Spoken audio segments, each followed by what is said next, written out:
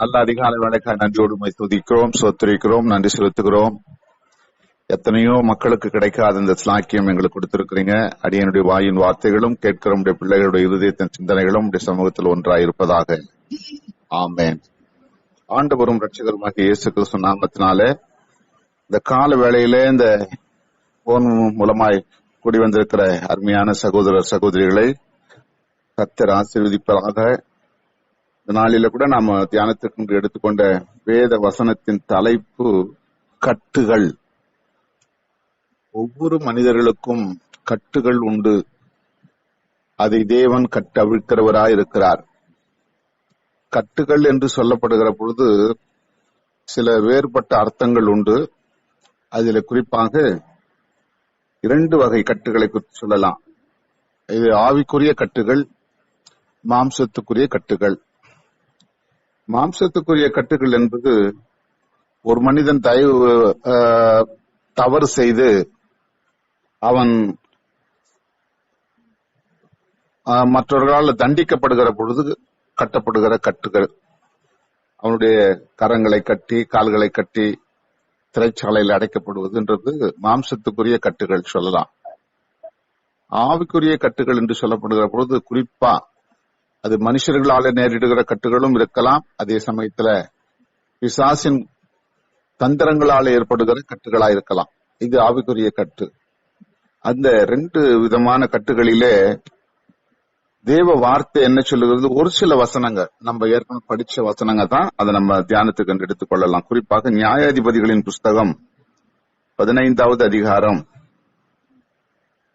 13-14 வசனங்களிலே நம்ம வாசிக்கிறோம்.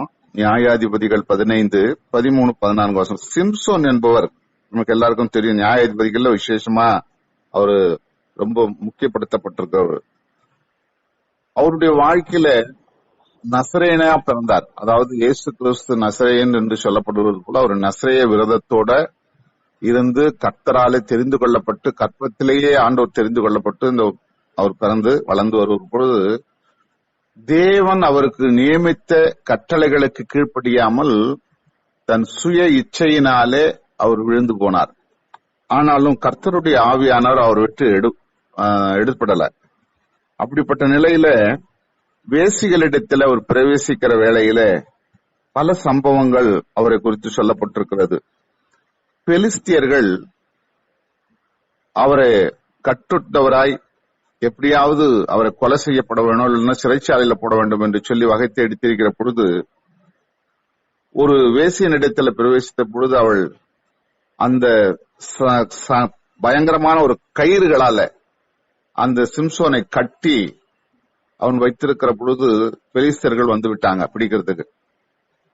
அப்போ இந்த சிம்சோன் தனக்குள்ள இருக்கிற ஆவி உணர்ந்திருக்கிறவன் அப்படினாலே, பரிசுத்த ஆவியான அவருக்குள்ள இருக்கிறது என்பதை அவர் அறிந்தபடினாலே மிகுந்த பிரயாசத்தோடு வேகமா எழுந்து அவன் அந்த கட்டுகள் எப்படிப்பட்டதாம், பரிசுத்த ஆவியானவர் அவர் மீது இறங்கின உடனே ஒரு தீயிலப்பட்ட நெருப்புலப்பட்ட ஒரு நூல் போல அந்த கட்டுகள் தெரிப்பட்டது என்று சொல்லப்பட்டது. நீங்க வீட்டுல இருக்கும்போது வாசித்து பாருங்க, நியாயாதிபதி 15, 13, 14.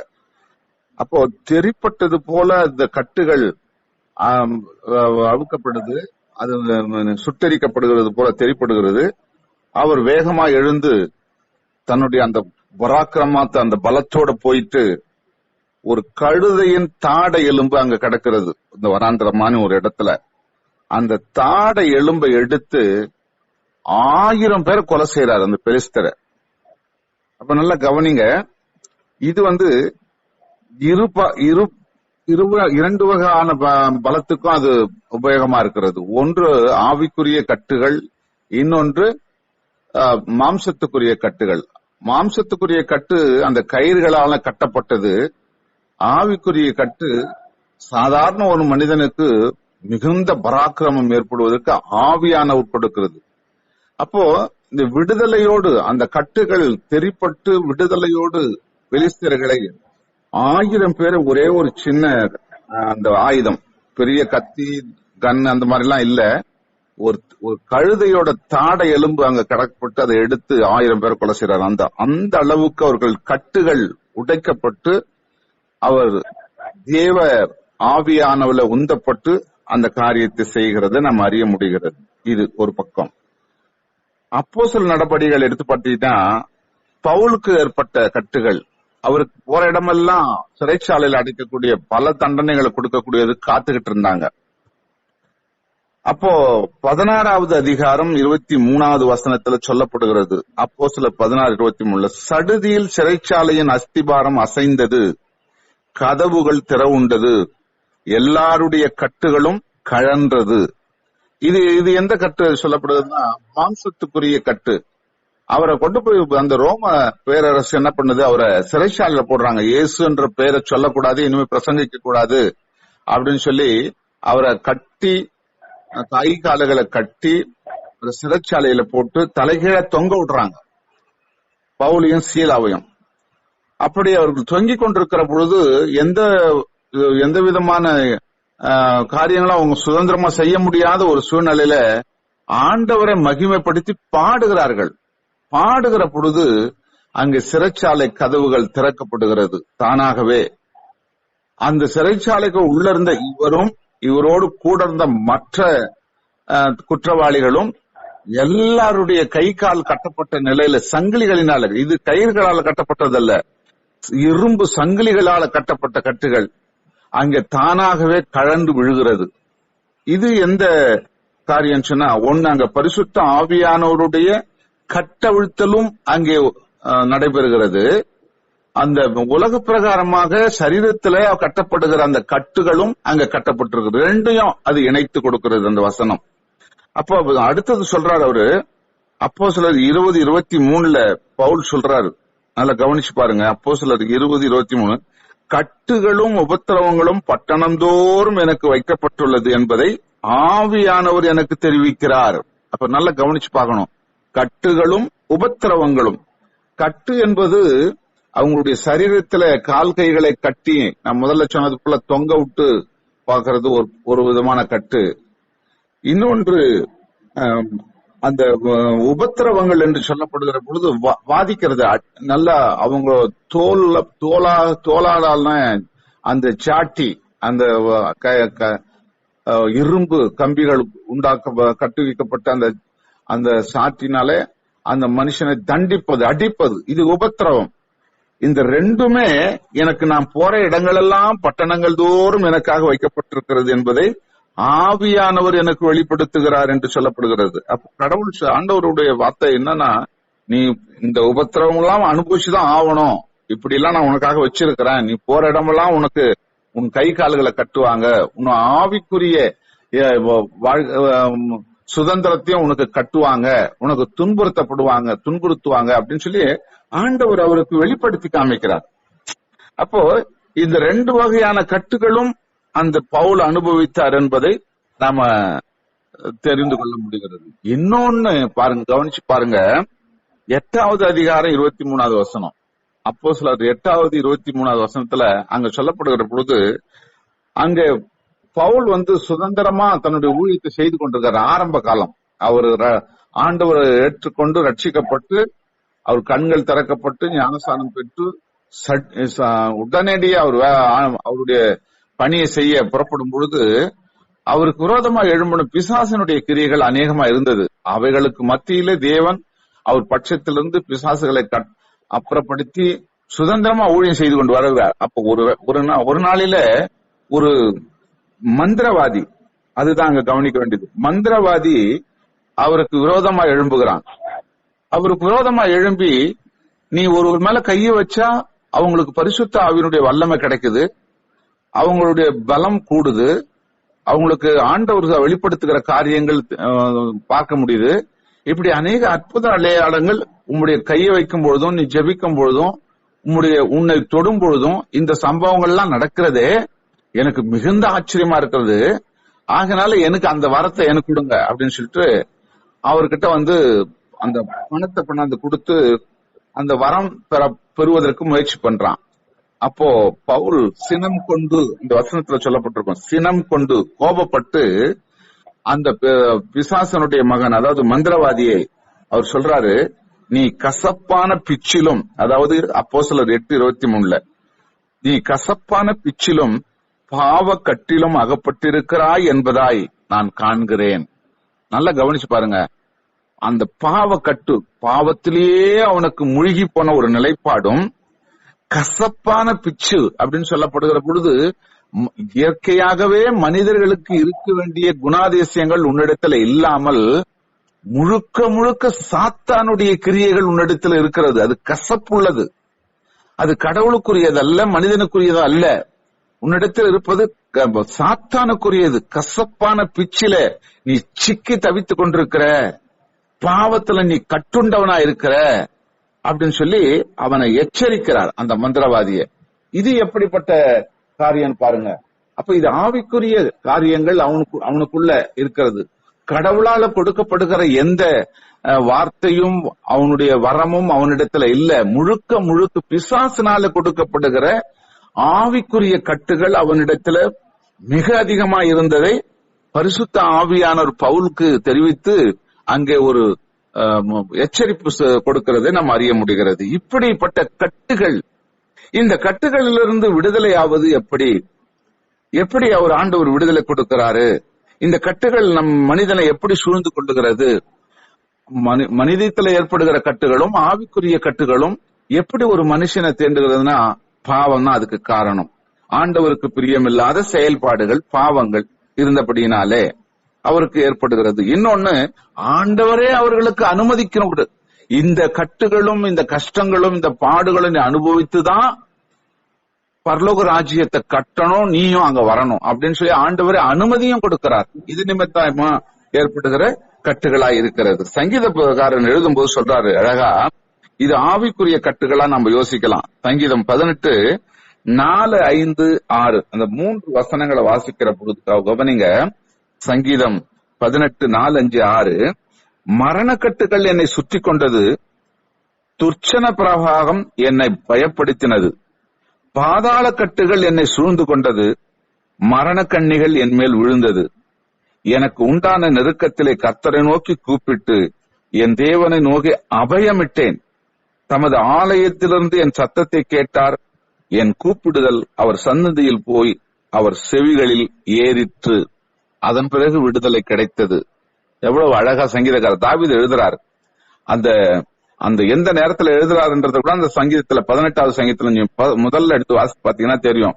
அவருக்கு அவருடைய சத்துருக்களுக்கு தப்புவிக்கப்பட்டு அந்த இஸ்ரவேல் மக்களுடைய முதல் ராஜாவாக இருந்த சவுல் என்பவனுக்கு தப்புவிக்கப்பட்டு அவன் கடவுளை நோக்கி அவன் தன்னை தாழ்த்தின பொழுது இந்த சம்பவங்கள் நடக்கிறத அறிய முடிகிறது. அப்ப இந்த கட்டுகள் எப்படிப்பட்ட கட்டுகளும், பாதாள கட்டுகள், மரண கட்டுகள் என்று வித்தியாசமா சொல்லப்படுது. இந்த கட்டுகள்லாம் என்னை சூழ்ந்து கொண்டிருக்கிறது. அதிலிருந்து நான் விடுவிக்க வேண்டுமானால் நான் தேவ சமூகத்துல என்னை சரண்டர் பண்ணிட்டேன், என்னை அர்ப்பணிச்சுட்டேன், என்னை தாழ்த்தினேன், ஜபிக்கிறேன், ஆண்டவர் நோக்கி கூக்குரல் இடுகிறேன். அப்ப என் ஆண்டவர் இறங்கி வந்து, எங்கிருந்து இறங்கி வராரா? தேவாலயத்திலிருந்து வந்து என் சத்தத்தை கேட்டார், எனக்கு விடுவித்து கொடுக்கிறார் என்று சொல்லி அந்த சங்கீதத்துல 18வது சங்கீதத்துல அவர் எழுதுகிறதை நம்ம அறிய முடிகிறது. இது ஆவிக்குரிய கட்டு. அப்போ அவர் அவ்வளோ அந்த ஆவிக்குரிய கட்டு எப்படி இருக்கும்னு சொன்னா நல்லா கவனிக்கணும். அந்த மந்திரவாதிக்கு ஏற்பட்டது போல இது ஒரு வித்தியாசமானது. எப்படி இருக்குன்னா, மிகுந்த கடுமையான அவருக்கு சூழ்நிலைகள், அடுத்த கட்டம் என்ன செய்ய முடியும் அப்படின்ற ஒரு நிலைப்பாடு, ரொம்ப மன உளைச்சல், ரொம்ப எந்த பக்கம் திரும்பினாலும் பலவிதமான இக்கட்டுகள் சூழ்ந்திருக்கிறது. எதுல அடியெடுத்து வச்சாலும் பல பலமா அவருக்கு எதிர்ப்புகள், இப்படி பல சூழல்கள் ஒவ்வொரு மனிதனுக்கு ஏற்படுவது. நம்ம வாழ்க்கையில கூட நாம எந்த விதமான கட்டுகளில சிக்கிருக்கிறோம் அப்படின்னு சொல்லி நாம இந்த வசனங்கள் எல்லாம் நினைவு வைத்து நம்ம தற்பரிசோதனை செய்து பார்க்கணும். நான் இப்படிப்பட்ட கட்டில் இருக்கிறேனா? நான் ஆண்டவருக்கு பிரியமானவன் தான், நான் ஆண்டவரை நேசிக்கிறேன், நான் ஆண்டவரோடு எப்பொழுதும் தொடர்பா இருக்கிறேன், சோத்திரம் சொல்லிட்டு இருக்கிறேன், ஜெபிக்கிறேன், வேதத்தை வாசிக்கிறேன், ஒழுங்கு ஆலயத்துக்கு போறேன், எப்பொழுதும் அவருடைய துதி என்னுடைய வாயில் இருக்கிறது, எல்லாம் இருக்குது. ஆனா கூட கட்டுகளும் இருக்கிறது. பவுலுக்கு அப்படித்தான் இருந்தது. எல்லாவற்றிலும் மற்ற சீஷர்களை காட்டிலும் அதிகமாய் ஊழியம் செய்தார். அதிகமா பல தேசங்களுக்கு புத்தகங்களை அவர் நிருபங்களை எழுதுறாரு. ஆனா கூட கட்டுகள் அவருக்கு இருந்தது. தாவீது அவருக்கு பிரியமானவன். ரொம்ப சொல்றாரு, அழகா சொல்றாரு ஆண்டவர், எனக்கு பிரியமானவன் அப்படின்றாரு. அந்த பிரியமானவனுக்கு கட்டுகள் இருக்குது. அப்ப நீங்களும் நானும் ஏமாத்திரம் பாருங்க. அப்ப நமக்கும் அப்படிப்பட்ட கட்டுகள் இருக்கிறது.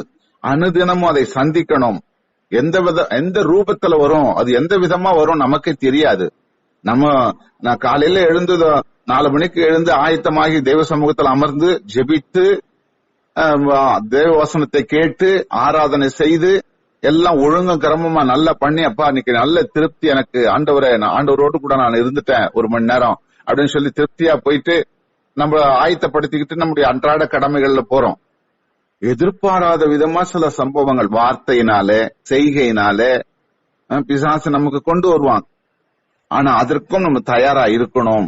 எந்த காரியங்கள், எந்த விதமான மன உளைச்சல்கள், எந்த விதமான தடங்கல்கள், எந்த விதமான கட்டுகள் நமக்கு நேரிட்டாலும் அதை எதிர்கொள்ளுவதற்கு, அதை மேற்கொள்ளுவதற்கு நாம் ஆயத்தமா இருக்க வேண்டும் என்று வேதம் நமக்கு திட்டமாய் சொல்லுகிறது. எரேமியா 30வது அதிகாரத்துல நல்ல கவனிங்க, 3:8 இந்த 2 வசனத்தை வாசிக்கும் பொழுது 3வது வசனம் சொல்லுது, இதோ நாட்கள் வரும் என்று கர்த்தர் சொல்லுகிறார், அப்பொழுது நான் இஸ்ரவேலும் யூதாவுமாகிய என் ஜனத்தினுடைய சிறையிருப்பை திருப்பி நான் அவர் பிதாக்களுக்கு கொடுத்த தேசத்துக்கு அவர்களை திரும்பி வர பண்ணுவேன், அதை அவர்கள் சுதந்திரித்துக் கொள்வார்கள் என்று கர்த்தர் சொல்லுகிறார். பாருங்க, சிதறடிக்கப்பட்ட இஸ்ரவேல் மக்களை மீண்டுமாக நான் ஒன்றாய் சேர்த்து இந்த தேசத்துக்கு அவங்க திரும்பி வருவாங்கன்ட்டு ஒரு நல்ல அழகா சொல்றாரு அவர். நீங்க மறுபடியும் பாத்தீங்கன்னா 8வது வசனத்துல சொல்லப்படுகிறது, அந்நாளில் நான் அவன் நுகத்தை உன் கழுத்தின் மேல் இராதபடிக்கு உடைத்து உன் கட்டுகளை அறுப்பேன் என்று சேனைகளின் கர்த்தர் சொல்லுகிறார். அந்நியர் இனி அவனை அடிமை கொள்வதில்லை. இப்ப அடிமைப்பட்ட இஸ்ரவேல் மக்கள் பெலிஸ்தீனாலும் அசிரிய தேசத்தினாலும் எகிப்தியனாலும் பல தேசங்களினாலே அவர்கள் சிதறடிக்கப்படுகிறாங்க. போர் செய்து அந்த தேசத்தை விட்டு ஓடும்படி செய்கிறார். அப்படி ஓடி போனவர்கள் எல்லாம் நான் என்ன பண்ணுவேன், கூட்டி சேர்ப்பேன். நாட்கள் வரும், இதோ நாட்கள் வரும் என்று அந்த 3வது வசனத்துல சொல்றாரு. அப்போ அவங்களெல்லாம் கூட்டி சேர்த்து அவர்களை ஆசீர்வதித்து அவர்களை திரும்பவுமா இந்த தேசத்துக்கு கொண்டு வந்து சுதந்திரத்தை கொடுப்பேன் அப்படின்னு சொல்லிட்டு சொல்றாரு. அதுக்கப்புறம் என்ன செய்வாராம், அந்த நாளில் நான் அவன் முகத்தை கழுத்தின் மேல் இராதபடிக்கு, அதாவது அவருக்கு கொடுக்கப்பட்ட அந்த தண்டனை, அந்த சிதறடிக்கப்பட்ட காரியங்கள், பல எதிர்ப்பான நாடுகள் அவர்களை துரத்துகிற அந்த காரியங்கள் எல்லாம் எடுத்து போட்டு அந்த அப்படிப்பட்ட கட்டுகள் எல்லாம் அவர்களிடத்திலிருந்து உடைத்து அறுத்து போட்டு அவர்கள் சுதந்திரமாய் வாழ்வதற்கு நான் சமாதானத்தை கொடுப்பேன் அப்படின்றாரு. அப்ப பாருங்க, அந்த மக்களுக்கு ஏற்படுகிற கட்டு எப்படிப்பட்டதா இருக்குதான், தேசத்தை விட்டே ஓடக்கூடிய ஒரு கட்டுகளா இருக்கிறது என்பது வேதத்துல நமக்கு சொல்லப்படுகிறது. அப்ப கட்டுகள் எந்தெந்த விதமாலாம் ஒரு மனிதனுக்கு வருது, விசுவாசிக்கிறவனும் வருது, அவிசுவாசிக்கும் வருது, ஏதோ மேலோட்டமா பெயரளவுல கிறிஸ்தவங்களா இருக்கிறவங்களுக்கும் வருது, எல்லாருக்கும் வருகிறது. ஆனா அந்தந்த சூழ்நிலைக்கு ஏற்றவாறு அந்த கட்டுகள் மக்களுக்கு அனுமதிக்கப்படுகிறது. பிலிப்பியர் 1வது அதிகாரம் 7வது வசனம் சொல்லுது, பவுல் எழுதுறாரு, என் கட்டுகளிலும் சுவிசேஷத்திற்காக உத்தரவு சொல்லி திடப்படுத்தி வருகிறேன்.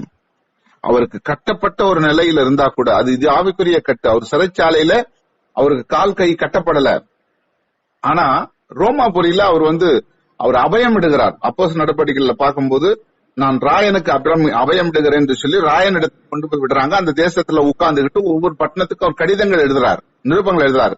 அப்போ அவர் சிறைச்சாலைன்னு இருக்கிறதே ஒரு கட்டு போல. அதுதான் அங்க கவனிக்கணும். சிறைச்சாலையில அவர் அடைக்கப்பட்டிருக்கிறது, சுதந்திரமா உலகத்துக்குள்ள கடந்து போக முடியாத அவரு அங்க அரண்மனையில இருக்கிறாரு. அவருக்கு தனியா ரூம் கொடுத்து, அவருக்கு எடுப்பு வேலை செய்யறதுக்கு ஆளுங்களை கொடுத்து, அவரை சந்திக்கிறவங்களுக்கு எல்லாம் சுதந்திரம் கொடுத்து அங்க வச்சிருக்கிறாங்க. அப்படி இருக்கும் பொழுது அந்த ராஜா கூப்பிட்டு விசாரிக்கிற வரைக்கும் அவர் என்ன பண்றாரு, நிருபங்களை எழுதுறாரு பல இடங்களுக்கு. அப்ப அந்த சுவிசேஷத்தை குறித்த பாரம் அவருக்கு அப்ப எழுதுறாரு. அப்ப சொல்றாரு, என் கட்டுகளிலும் சுவிசேஷத்திற்காக நான் உத்தரவு சொல்லி திடப்படுத்தி வருகிறேன். நான் அடைக்கப்பட்டவனா இருந்தா கூட ஆண்டவருடைய சத்தியத்தை சொல்ல நான் தயங்கவே இல்லைன்றார். கொலோசியருக்கு எழுதும்போது 4வது அதிகாரம் 3வது வசனத்துல, கிறிஸ்துவனுடைய ரகசியத்தின் நிமித்தம் கட்டுண்டவனா இருக்கிறேன் அப்படின்றாரு. கிறிஸ்து சுவிசேஷத்தை சொல்லுவதற்கு சொன்னதனால நிமித்தமாகவே நான் இப்படிப்பட்ட கட்டுகளோடு இருக்கிறேன். அப்போ இயேசு கிறிஸ்து, அநேக மக்கள் நம்ம போல உள்ளவங்க எல்லாம் சுய பாவம், என்னுடைய சொந்த விஷயத்துக்காக, என் குடும்பத்திற்காக, என் பிள்ளைகளுக்காக, என்னுடைய வாழ்க்கைக்காக நான் செய்த பாவமா இருக்கலாம், அதுக்காக நான் கட்டுண்டவனா இருக்கலாம். ஆனா பவுல் அப்படி இல்ல, இயேசு கிறிஸ்துவனுடைய சுவிசேஷம் சொன்னதுனால அவர் கட்டுண்டவனாரார். அதைத்தான் அங்க விளக்கமா சொல்றாரு.